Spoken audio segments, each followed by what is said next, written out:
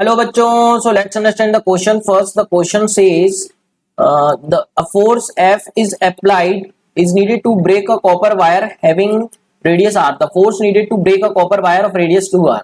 So बच्चों breaking force की अगर हम बात करें तो ब्रेकिंग फोर्स एरिया पे डिपेंड करता है एंड अगर हम बात करें डिपेंडेंसी तो ब्रेकिंग फोर्स जो होता है ब्रेकिंग फोर्स वो डायरेक्टली प्रोपोर्शनल टू एरिया होता है, ये हमको याद रखना है।